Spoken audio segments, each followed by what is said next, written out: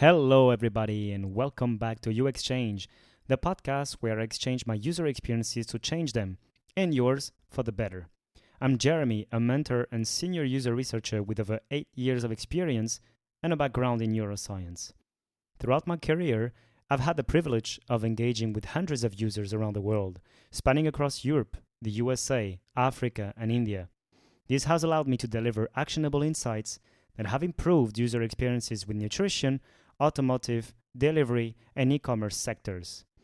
I've created this podcast with the aim of providing my mentorship and educational content, offering actionable tips, knowledge, and guidance in the realm of research, specifically focusing on UX research to anyone having an interest in this area. And I hope that you will find this episode insightful.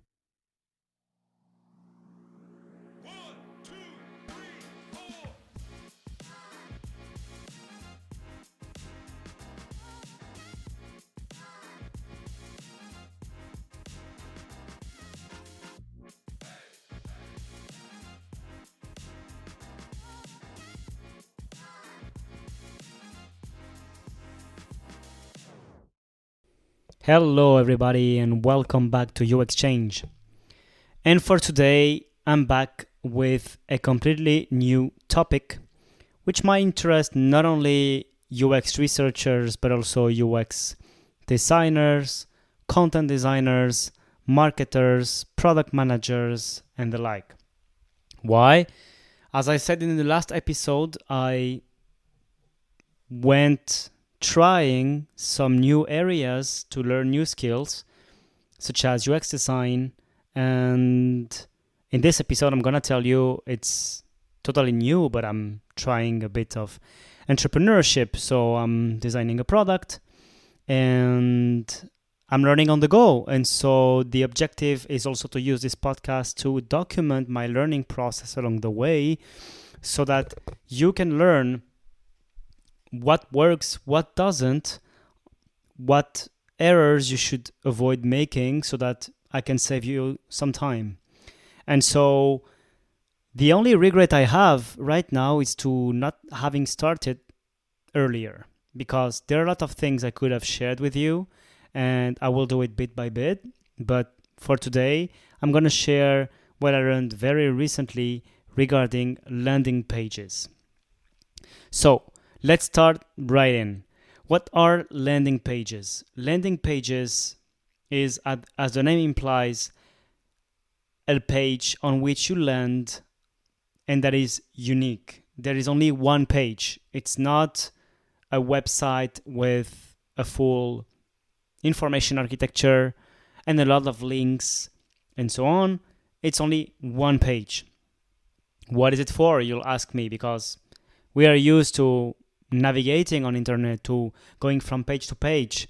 Well, the purpose of a landing page is a bit different than what we are used to. So it's to drive visitors towards conversion, first of all.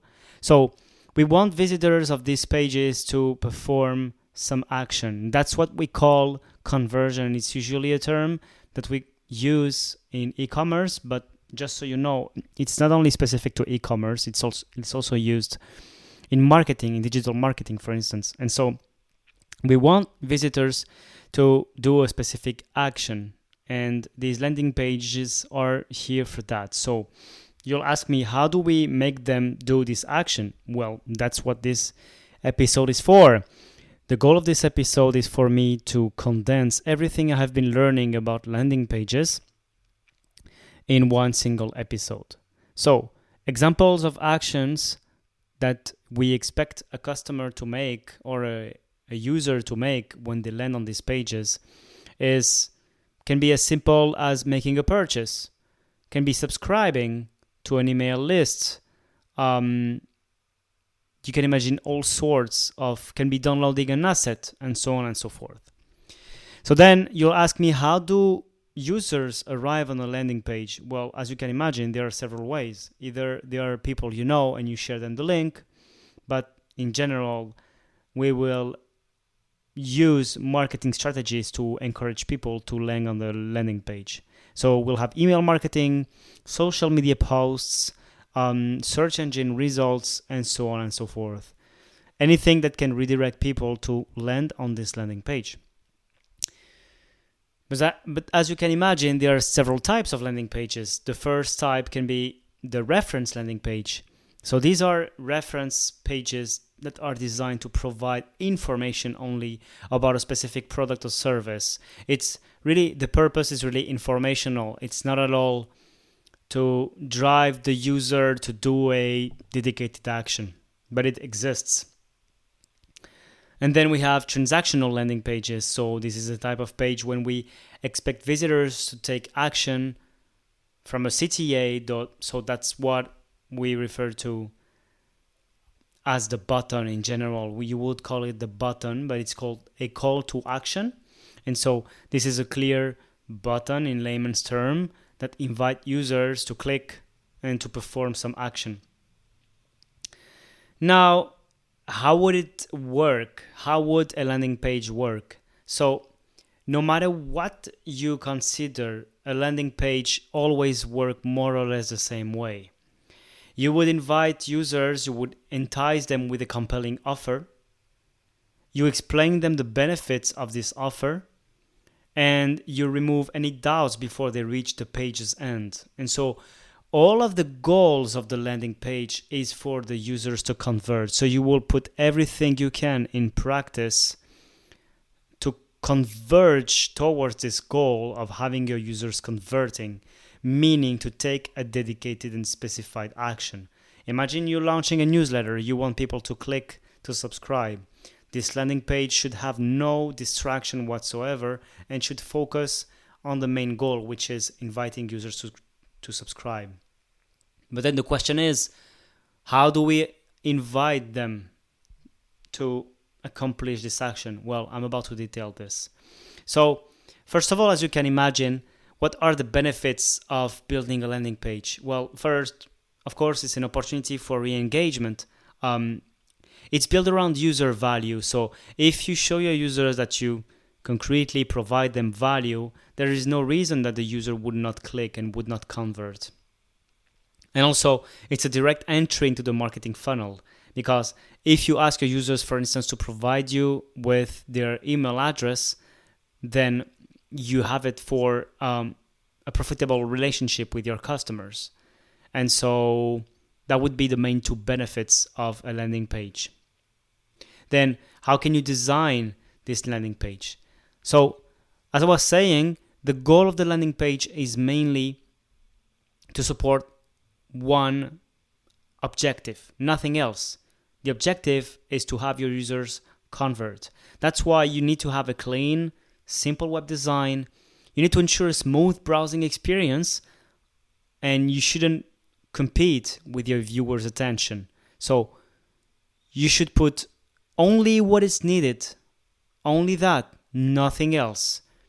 And even if you put only what is needed, you should put it in a coherent manner so that it tells a story and that it leads your customer doing the thing you expect them to do. So no distracting elements, nothing that would not be needed, let's say. Of course, it needs to be in sync with the brand identity. And so having that in mind, that the ultimate goal of a landing page is to make visitors click, convert, of course, the design and the text of the landing page needs to reflect that. So you should carefully consider your buttons, microcopy, imagine sign up or try it or subscribe. It needs to be really clear what the intended action is from the customer. And all of these elements, these design elements, should stand out against the page background, of course. And so, yes, as you might understand, you should stick to one page that is not too long. Use headers, subheaders, buttons, images to represent the page message in an effective way. But all elements you use should remain cohesive.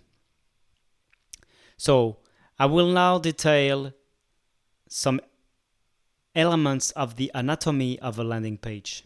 So first of all, your landing page should have a clear header design, meaning it should be really something that is emphasized and that is apart from all the rest. So for instance, it can be coming soon, or the main slogan, or the main value proposition. If you are doing a landing page for an app, think about the app name, the app icon. It should be there somewhere. Also think about subheaders. So subheaders are things that will help you break down the content into digestible sections, and it will help your visitors to navigate the page and find information they need. Of course, it should be short and descriptive, and it should reinforce the main keyword for SEO purpose. You can use some engaging visuals and videos, high quality images and videos. All these elements are crucial, of course, to show your product. Visual content can be really a great addition for users' engagement, and it can help convert skeptics, of course. For instance, if you're promoting an app, using images of the app in action and videos of the app in action can really help highlighting key features and users' benefits. Also, what really helps is to have social proof, meaning include user reviews, testimonials, ratings to build trust and credibility. And so that is the sum of the aspects that you can include. I would also include, of course, and this is really, really the most important part, is the clear value proposition. What is a value proposition? So the term is known in marketing, but not only, you also have it in UX, in product design. It's the idea of knowing what are the app's features, benefits, and how it will solve your users' problems. It seems easy to define a value proposition, something that gives value, but it's not that easy, trust me. You need to have several things in mind. You need to have, what are the features of your app?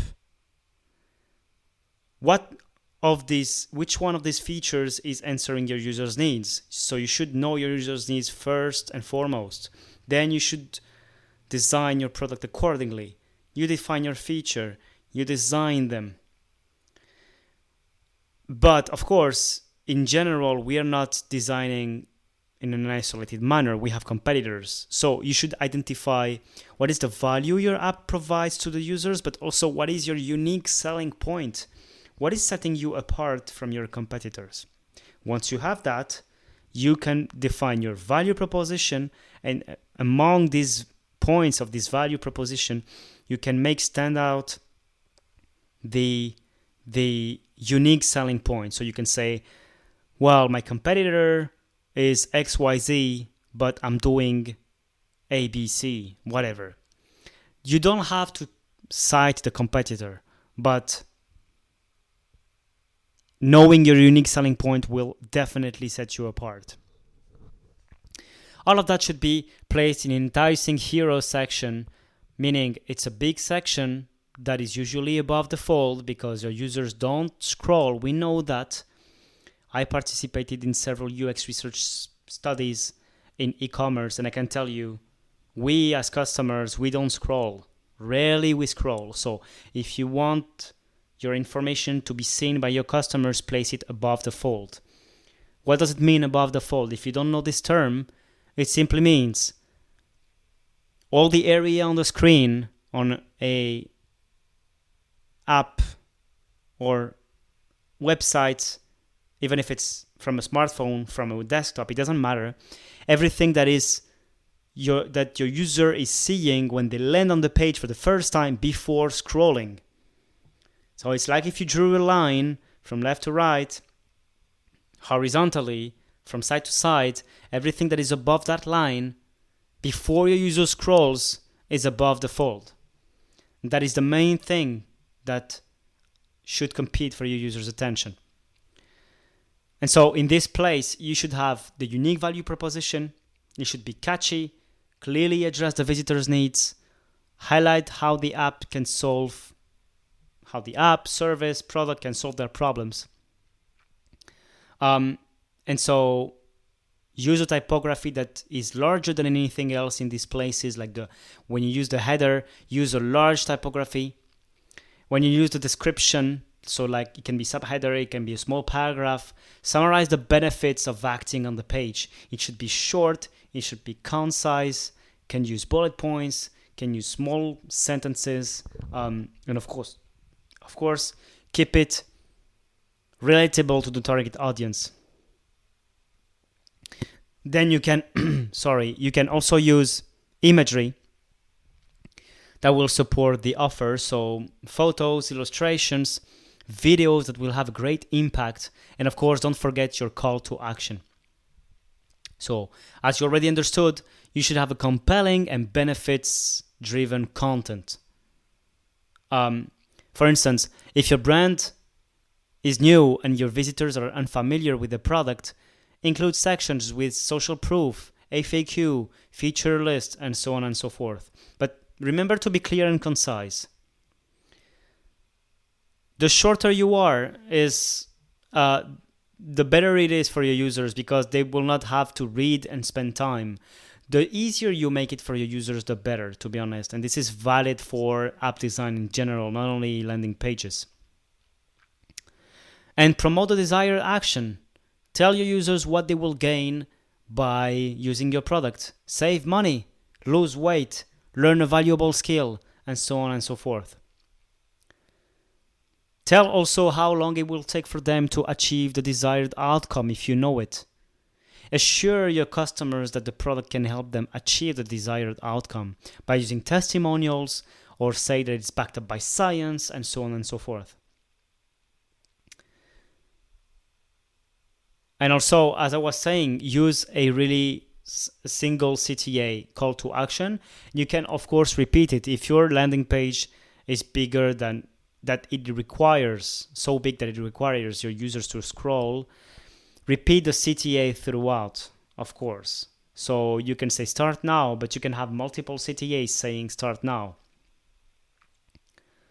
And you can also add some forms at the end of your landing page. If you want your users to get in touch with you, for instance, if you want to get data from your users, and so on and so forth.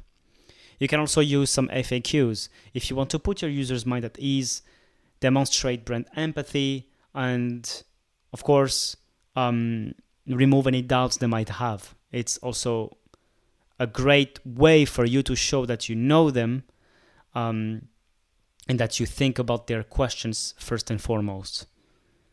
That is it for today. That's the things I learned about landing pages in a nutshell. I hope you learned at least one thing. It was kind of a bonus episode because it's also a way for me to document my progress and what I learned along the way. I really hope you learned at least one thing. And if you did, please give me a review, give a comment. These things take time for me, so the way you could repay me if it was valuable is really to subscribe, give a comment, and get in touch with me. Sign up for mentorship. Go to my YouTube channel and leave a comment. I would really be happy to get in touch with you. As a matter of fact, some people have reached out to me, and some of them became my mentees. So it will be really a pleasure. And until then, take care and keep on learning. Bye-bye. And that's it for today's episode. Thank you everyone for joining me today on New Exchange. I hope you found today's episode insightful and valuable. Make sure to subscribe in order for you not to miss the next episode. Share it if you liked it, and leave a review. Thank you for your time and attention. If you have any questions, comments, or suggestions for future topics, feel free to reach out directly to me. You can find all the details in the show notes. And see you in the next episode. Bye-bye.